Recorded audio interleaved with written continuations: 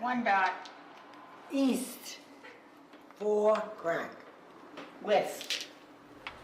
So my sister died. We went up to her house, to her apartment, to take things away that we wanted. And I come across the mahjong set that my sister had used and saved. And I said to myself, I'm taking this mahjong set. I would like to play again. So I turned to Toby. Then I turned to Barbara. And then I found a new friend, Roberta. These three had been part of my life, a wonderful part of my life. We had all enjoyed living, and we had all been free, and we had all been close in a lovely way,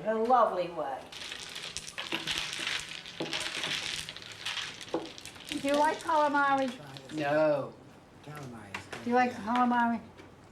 You never in your life ate calamari like this. That's cute. It was like butter. What is calamari? I don't know Those myself. little, I eat it when Don eats those it. little, Eel. Squid, I think. they're not eel. It's squid, I believe. They're some kind of clam. Isn't a clam? No. fish? I think it's squid. What is it? I think- Squid. I think- Quid. It's a quid. It's a quid. I think it's a squid. Squid. It's a squid. S-Q-I-D. And I adore squid. I adore octopus. I adore all these. But this is called calamari.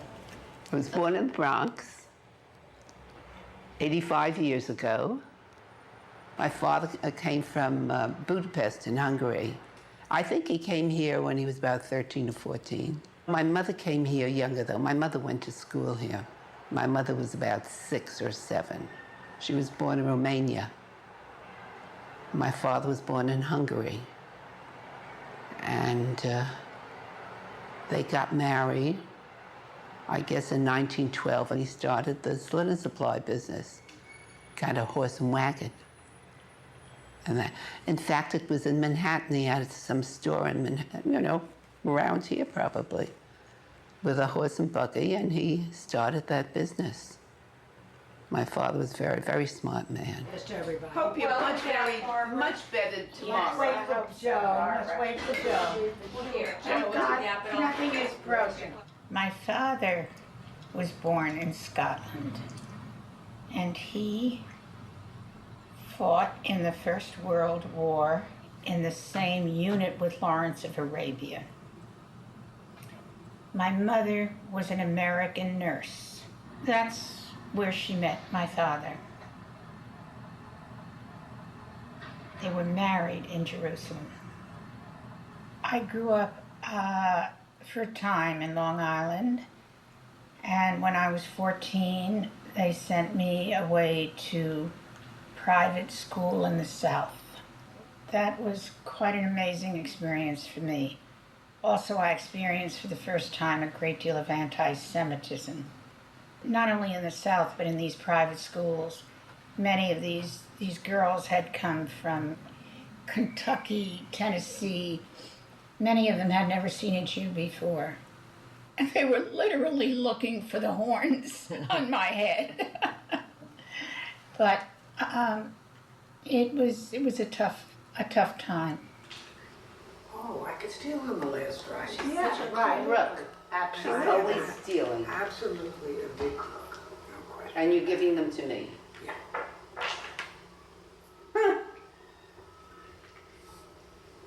I passed these to her. I got it back. And here's my last right to you. My family were all born here. But the ones that I know of, You're an Most- American? yeah. But most of them that I know of, the friends that I have had, all their grandfathers, their cousins, they all married their cousins. They went over back home and brought their cousins. Well, it's not good to marry a cousin. I know it's not good to marry, but they had no one else they wanted. Don't tell her now. She had plenty of trouble getting married. Yeah. Who needs Because it reinforces all the bad That's genes. what they say. Who needs another drink? No. I'm I'm drunk ready enough to for this open one. my other bottle. We got rid of did we get rid of it? We got rid of the J&B. Oh, good. What can I tell you? My mother and father were a way out couple. My father, first of all, my father believed that the mind controlled the body And of course, in those days, I mean, forget it. I mean, everybody thought he was nuts. And he was a tall, handsome guy. And the women were crazy about him. And he was, and my mother was just, she was beautiful. And not only beautiful, but she was gay. She used to do those, you know, the old time dances with your knee. And I mean, we did she played the piano. They were very nice people. They really were. Mother came from Germany, Potsdam. The town was called Potsdam, and that's where her family was living when Grandpa wooed her. I say. And I don't know where Grandpa came, but because he had a Polish name, Dobrzinski. Oh, that could be Dobrzinski with the DBRZ. Yeah. So that he came to Germany and wooed her. But Didn't more than know. that, I do not know. Everything was smooth for us. We got everything that we could possibly dream of. And we were children of immigrants. My father and mother had a store. We lived in the South Bronx.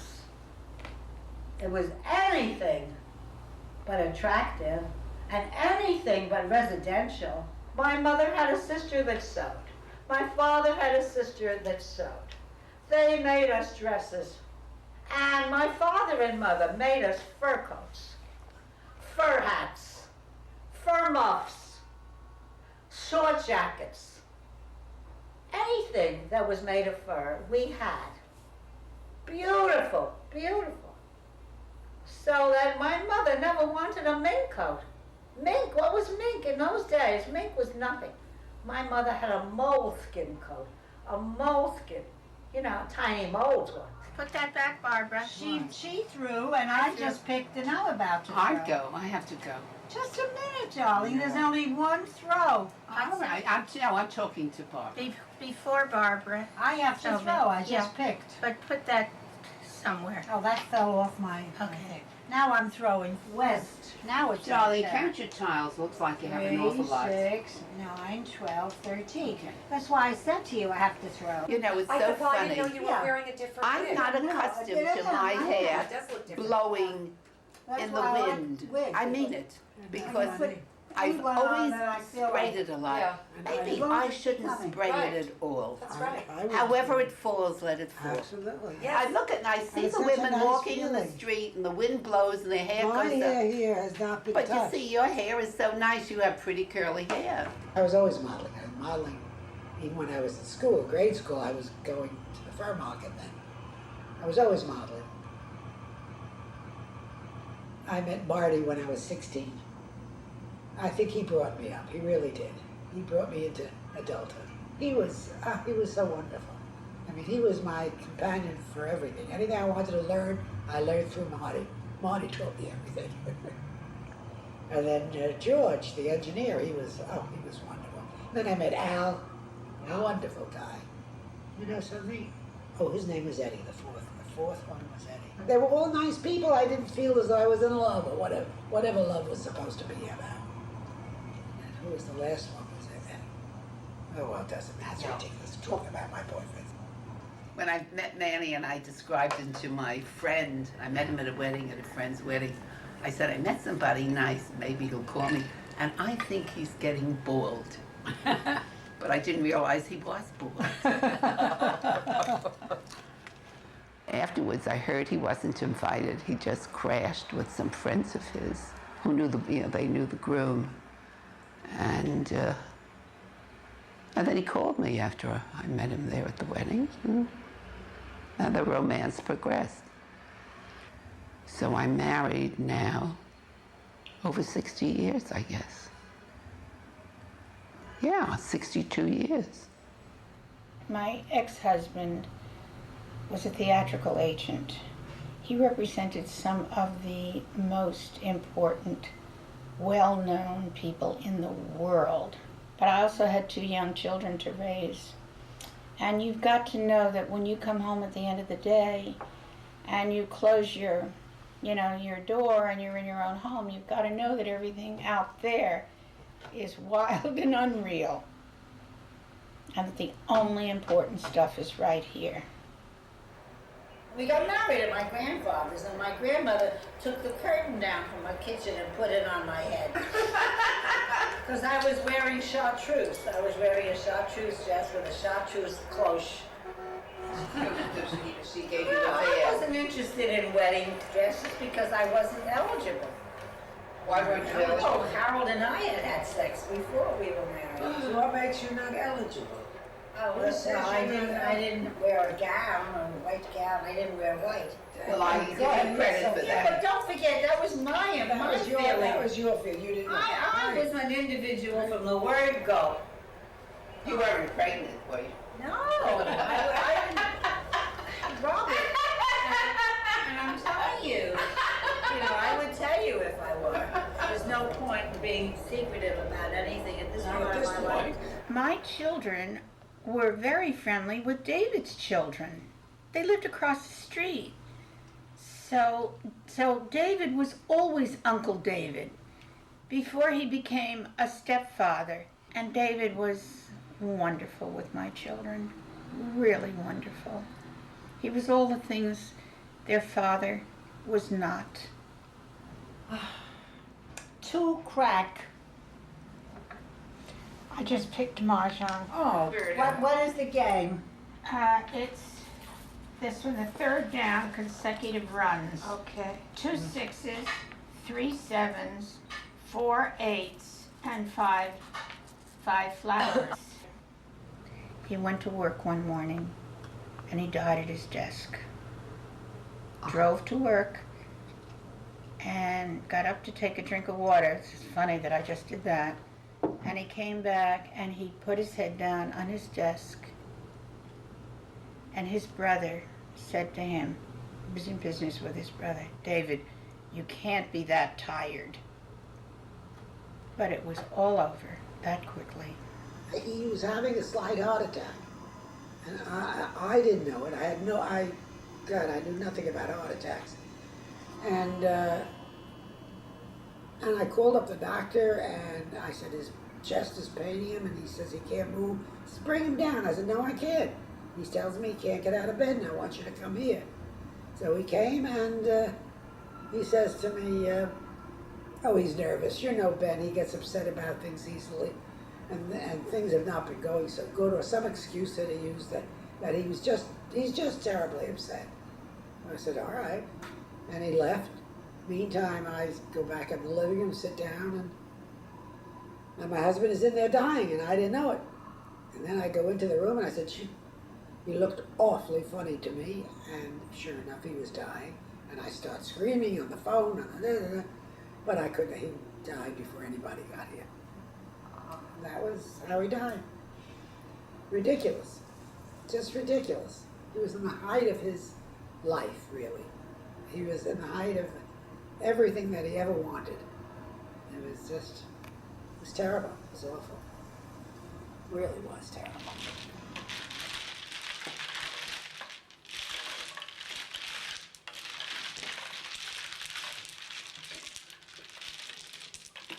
Did you see Boogie Nights? It was marvelous, absolutely marvelous. What was that? It was a film about the people that make pornographic movies. And Burt Reynolds goes to a restaurant. This is the way the story unfolds.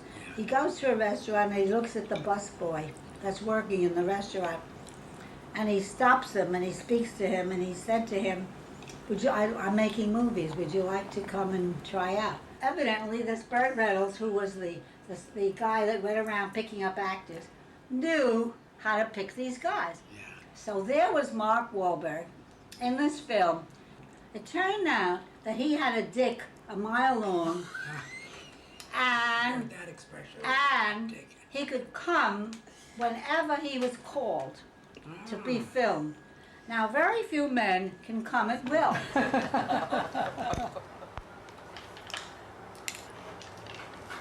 I ever tell you that my parents were nudists?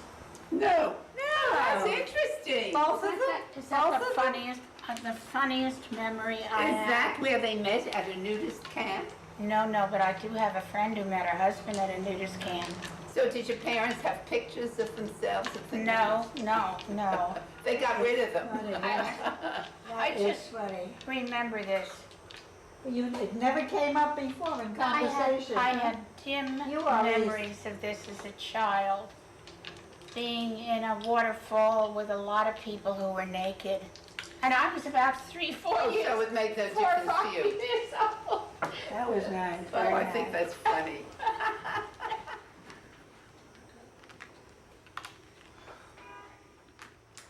He has Alzheimer's. So, and he gradually, what's the word? It gets worse very slowly, but very, you know. He doesn't even know what he has. He doesn't even know he's sick. And I showed him, you know, I got a lot of pictures, so I showed him a lot of pictures. And he doesn't talk, but once in a while, he will make a connection and then he'll answer, you know, but very rarely. When he says yes, sometimes I make him talk. And it must be very difficult for him to talk because he tries sometimes and he can't. One day we had come back from the doctor's visits. It happened to be 2 of them in one day. And we came home and he was sitting in that chair right there. And I went into the kitchen and got my dinner going. And every time I do a little something in the kitchen, I'd walk back into the den to see what he was doing. And he was watching television. And I come in here and I said something to him and he didn't answer. And all of a sudden I saw him just like that. I said, Harold, are you sleeping? Harold, are you dead? And he was dead. That's the way he died. Quietly, comfortably, in the chair in his own house. And who did you call? Daisy and Duke. And you know something? What? They came over, we sat down and ate my dinner that I had made, and we called, yeah, that's life. And we called Riverside, and they took Harold in the suit, and that's how he was buried, in the suit, and that was it. Jack, he was, I must say, crazy about me. It was a nice feeling, it really was. And not being a youngster, I felt very flattered. But he was a doll, very sweet man. And whatever, we got married, I think, 6 months? I wanted to live with the man. I didn't want to get married. But he said, absolutely not. He says, that's ridiculous. He says, I'm not going to live with you. We're going to get married. So we got married. And, of course, it was lovely. He was a very sweet man. Whatever I didn't get from my first husband, I got from him. In emotions, in whatever it is, in living generally. It was very nice. Very nice. He had prostate cancer. Oh, that was so terrible. I can't even think about it. It was awful. It was awful. Just a shame. Really a shame. It's terrible. Poor Dot.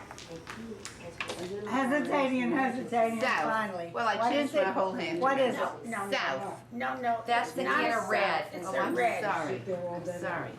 Isn't that Listen, I don't funny? know what you're gonna do without us. I got so confused. Yeah, right. It's a good thing you got your eyes on her. 9 Dot. 9 years ago, I had a very rare brain surgery. 9-hour brain surgery. An acoustic neuroma. An acoustic neuroma is a tumor that is either it's on the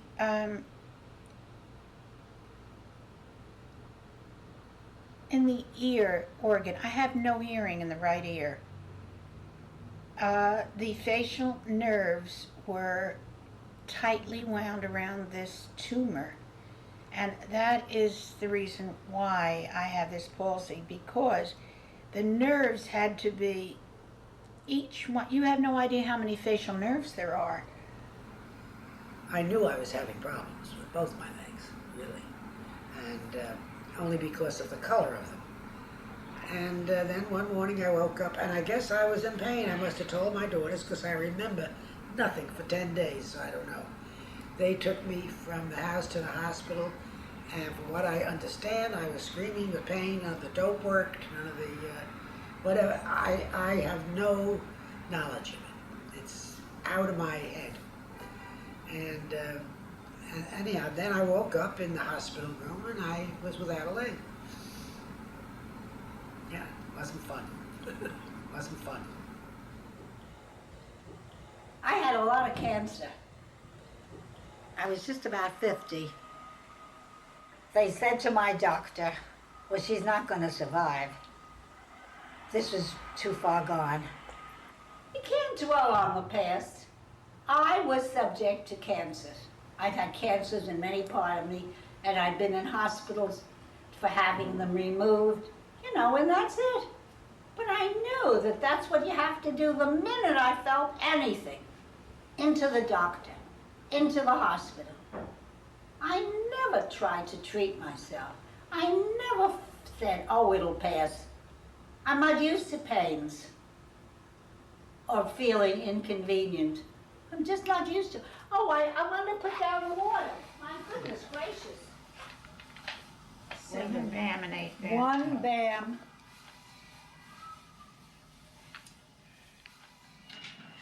8 dots.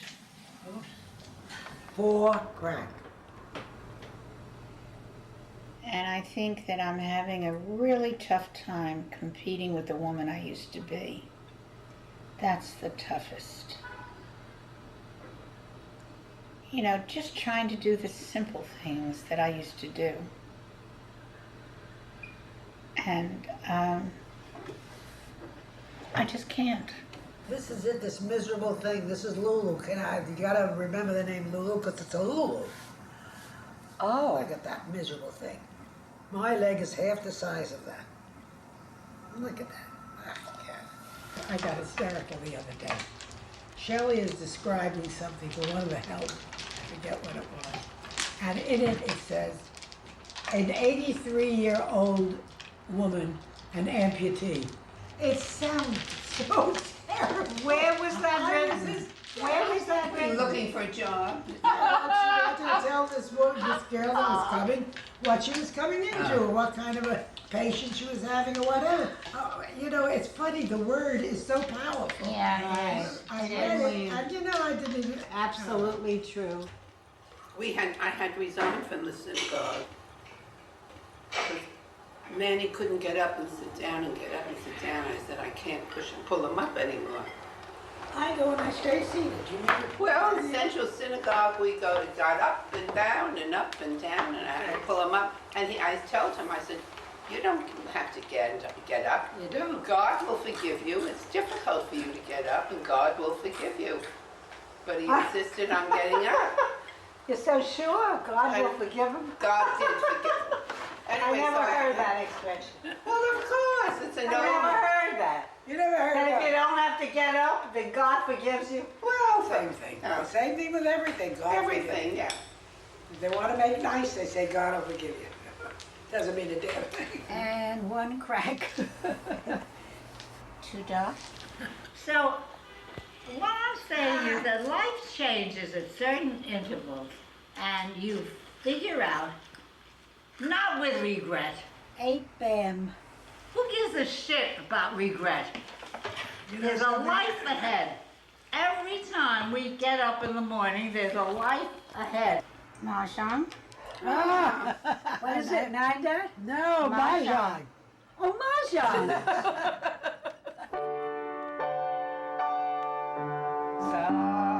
Somewhere over Manhattan, we found us.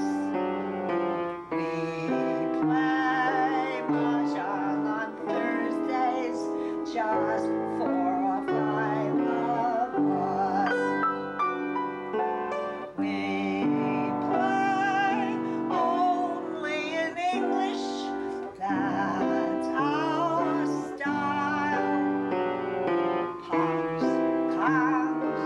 dragons and jokers. We make a game and smile. Life is a funny thing. Sometimes we laugh and sing. Sometimes we grumble and cuss.